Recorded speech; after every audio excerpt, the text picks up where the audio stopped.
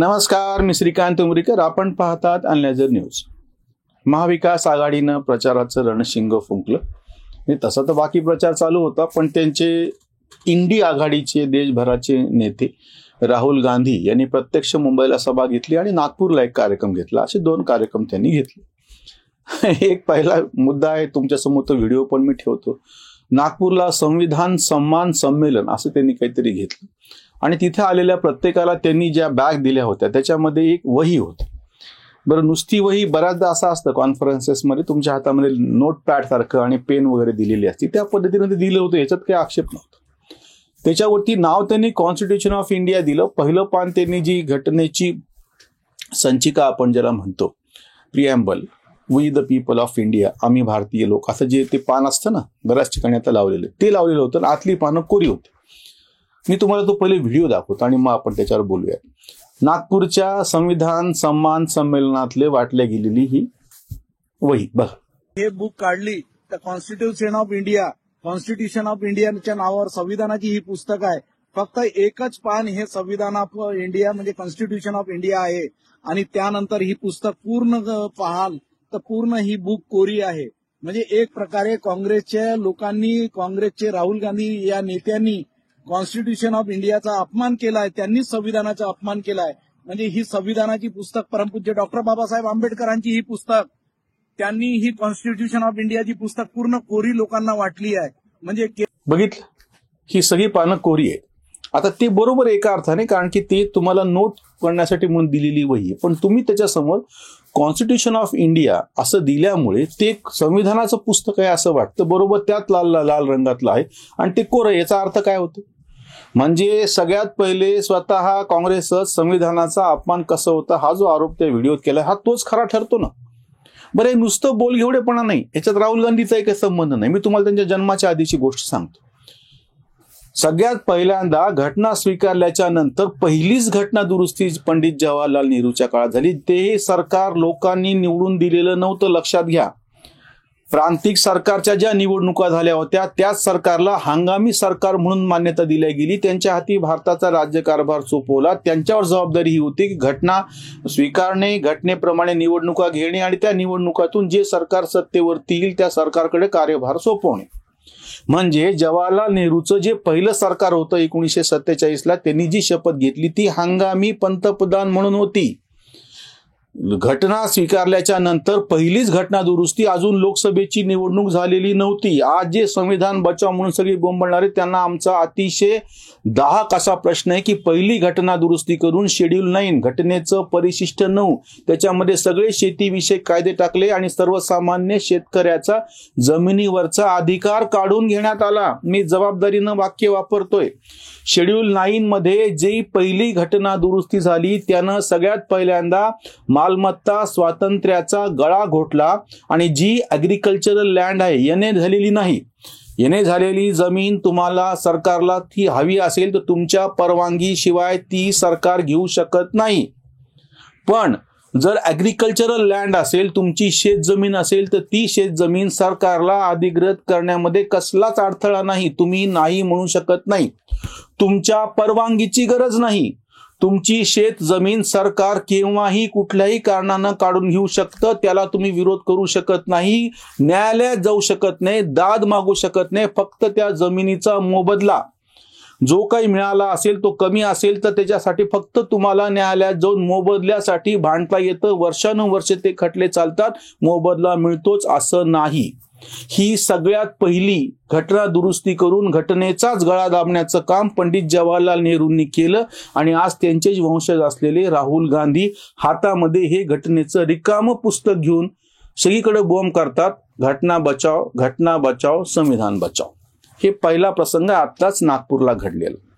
त्यांची जी सभा झाली महाविकास आघाडीची, त्यांनी त्याच्यामध्ये 5 घोषणा केल्या, पंचसूत्री. तर मी म्हटलं ना, नुसतंच कोणी काही बोलतं आणि ते शब्द पकडायचे तर त्या शब्दाला बडत बसण्याच्या पेक्षा आपण सैद्धांतिक पातळी होती त्यांचा जो एक मुद्दा आहे त्याचा विचार करूया. त्यांनी पहिलं सांगितलं होतं की महालक्ष्मी योजना आणि प्रत्येक महिलेला 3,000 रुपये देणं. आता यांना पाठिंबा देणारे हे सगळे लिब्रांडू चिंदी पत्रकार यांनीच आत्ता ट्विट केलेले आहेत. हे जे 1/3 निर्भय बनववाले जे आहेत ना, त्यांनी असं ट्विट केलं होतं की जेव्हा ह्या 1500 रुपये ज्या महायुती सरकारची जी योजना चालू आहे, आता निवडणूक ह्याच्यामुळे ती फक्त बंद आहे, नंतर पुन्हा काय होईल माहित नाही, सरकार कुठलं येईल. त्याच्यावरती असं ट्विट केलं होतं की खजिन्यामध्ये पैसे नसताना हे 1500 रुपये कुठून देणार, बरोबर आहे. आणि तेच आता या महाविकास आघाडीच्या सभेमध्ये राहुल गांधींनी पंचसूत्रीमध्ये पहिल्यांदा 3000 रुपये महिना दिल्याचे त्याचं कौतुक करायला. अरे 1500 रुपये महिन्याला दिले तर ते कुठून आणणार म्हणून बोंबलणारे तुम्ही. 3000 रुपये प्रत्येक महिन्याला देतो असं आश्वासन दिल्याच्यानंतर तुम्ही टाळ्या वाजवायला लागलात, पण तुम्ही खुश व्हायला लागलात. हे काय मोठे ढोंग आहे. आणि हे कुठून आणणार म्हणजे 1500 वरती ज्यांनी टीका केली ते 3000 कुठून देणार असा मुद्दा आहे. तुम्ही स्वतंत्रपणे 3000 द्या, 30,000 रुपये द्या, 3 लाख रुपये कबूल करा, खटाखट म्हणा, काय म्हणायचं ते म्हणा. पण ज्यांनी 1500 रुपये महिना देण्यावर टीका केली होती ते आता 3000 रुपये देतो असं म्हणतात, त्याच्यावरती टाळ्या वाजवल्या जातात. आमचा दोन्हीलाही विरोध आहे, स्पष्ट करतो. स्वतंत्रतावादी जो विचार शेतकरी संघटना मानते तिचा मी निष्ठावंत पाईक आहे. सगळ्या फुकटा फाकटीच्या योजनेचा आम्ही कडक शब्दामध्ये निषेध करतो आणि हे पुरुषार्थाचं खच्चीकरण आहे असं सांगतो. त्याच्यामुळे ही जी पहिली योजना त्यांनी जाहीर केली होती 3000 रुपये, आमचे आधीचे 1500 रुपये लाडके बहिणीचे आम्ही टीका केली होती, ह्याच्यावर टीका करतो.